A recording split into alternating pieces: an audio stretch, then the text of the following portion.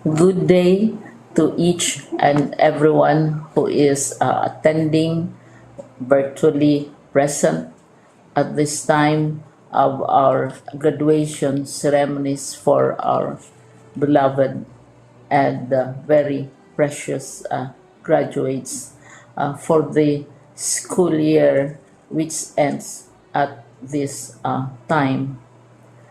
First of all, I'd like to greet the parents and family members without whose sacrifices, whose reminders, and whose participation in the learning process for our graduates have resulted in this culmination program.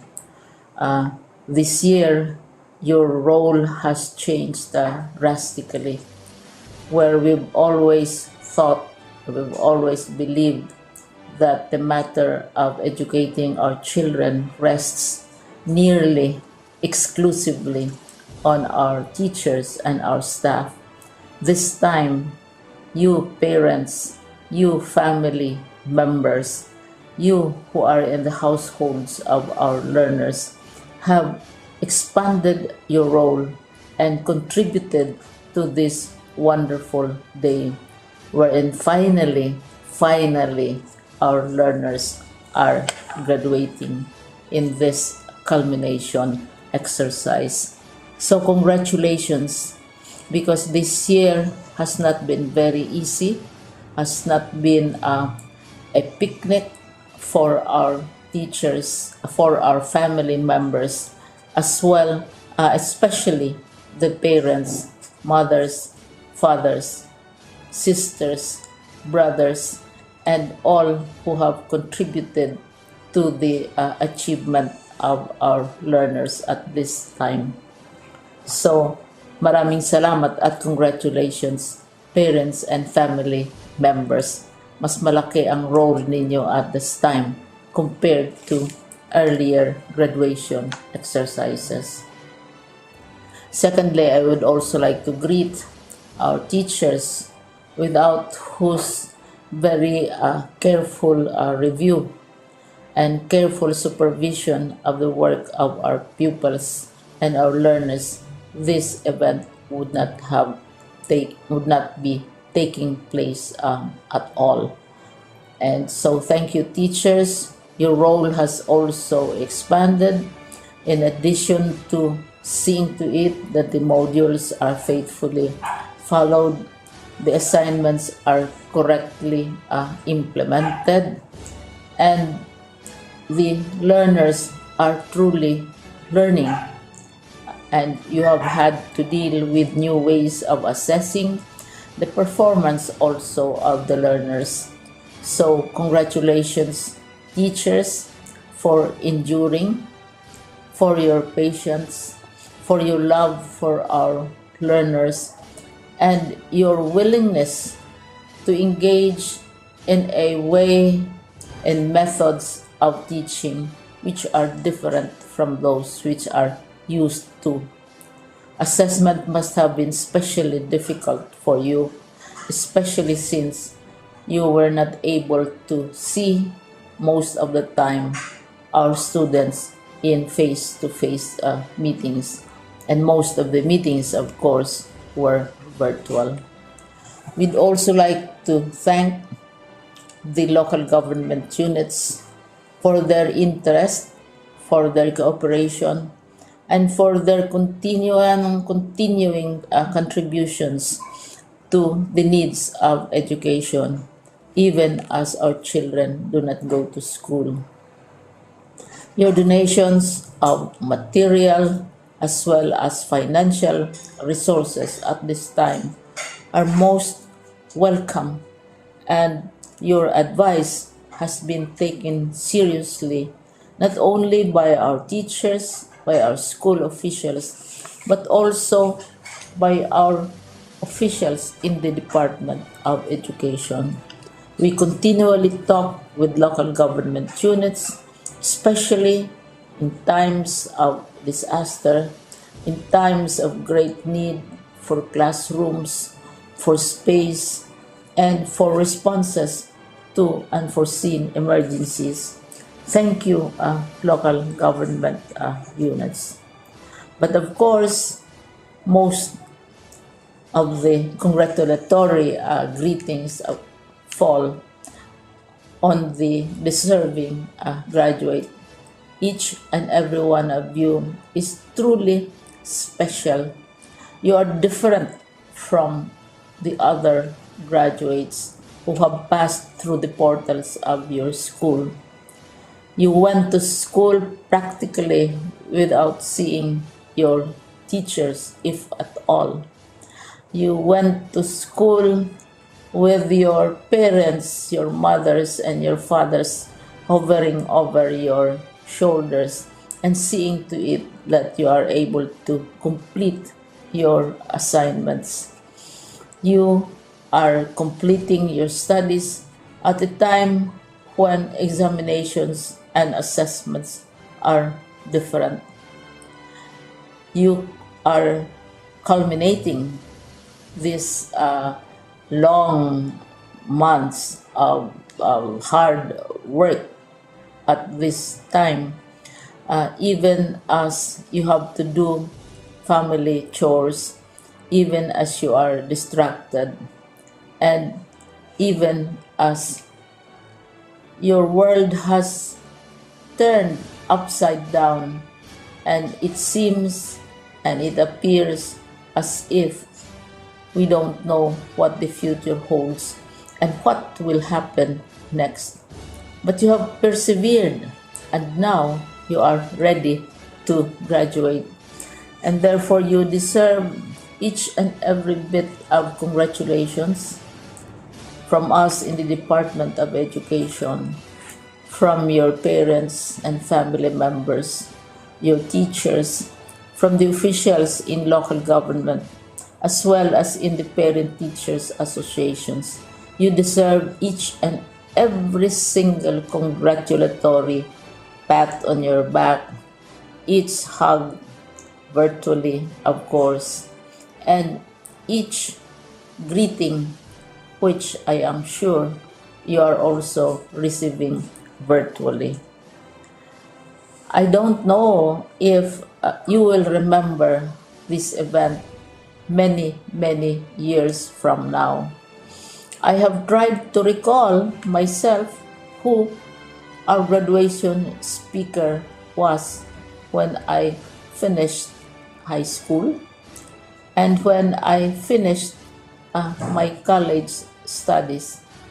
All I remember is that the graduation speaker was someone important, someone who was invited because that someone is supposed to give a message.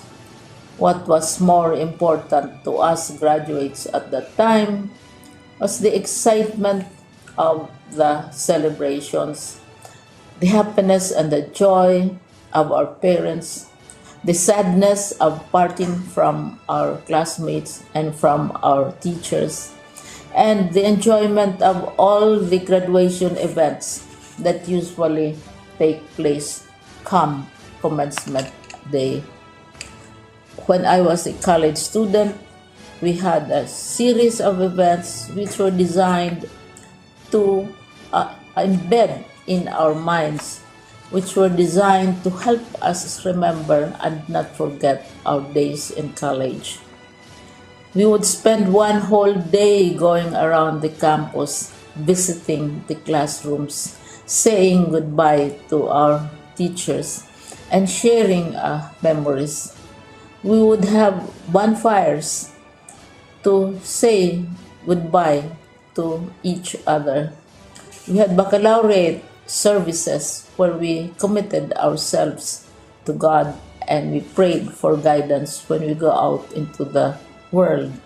So many celebrations, and the speaker, of course, is the least important and easily forgotten component of the graduation exercise.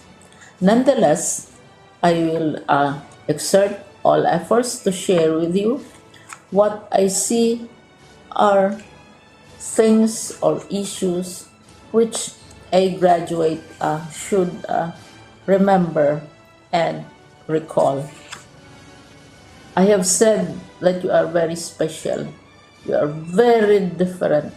You are pioneering. There has been no other class like your class.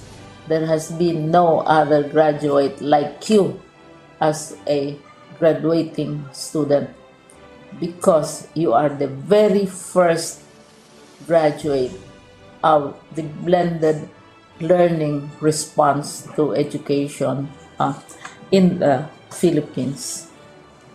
And so you ask yourself, what awaits you in the world outside? You can either work, because the kind of curriculum you survive and underwent as a student will enable you to go to work if you wish to go to work. Some of you will proceed to further studies, and this would be a wonderful thing, because there are many opportunities for further expanding your knowledge, for further answering and looking for explanations of issues, events that make you curious, especially in science, in technology, and also in the arts. So you can work, you can go to further studies, and perhaps some of you will settle down, hopefully not too soon, so you can pursue what you really want to do. So today, this is why we call this exercise a commencement exercise. It's not the end of our studies. It's not the end of all our efforts with blended learning, with modules, with floods, with earthquakes, and of course with COVID. It's a commencement of doors opening to you. More doors will be opened because you are a graduate. You can work, you can proceed for further studies, you can help your parents, and you can perhaps look for opportunities to do what you have always wanted to do, whether at work, whether at advanced studies, whether at learning more in science and technology, in mathematics, and in the arts. All of these opportunities are available to you. More doors are being opened. I hope you will select the door which arouses your curiosity, the door which will help you know more about this world, and the door which will allow you to contribute to the development of our country and contribute whatever we can to solve our problems and our challenges. Congratulations once more to each and every one of you. Congratulations to you, parents and family members. Congratulations to you, teachers. When I was chair of the board of Silliman University, each time we had graduation ceremonies, during the baccalaureate and during commencement itself, I would cry. I would cry because you are sending out into the world a new batch of graduates, and we want to be sure that what is awaiting them is appropriate. We want to be sure that they are ready for what awaits them when they select which door to open. And so, we tell you, go out to the world, do whatever you want to do. God be with you, and be assured that all of us love each and every one of you. Congratulations.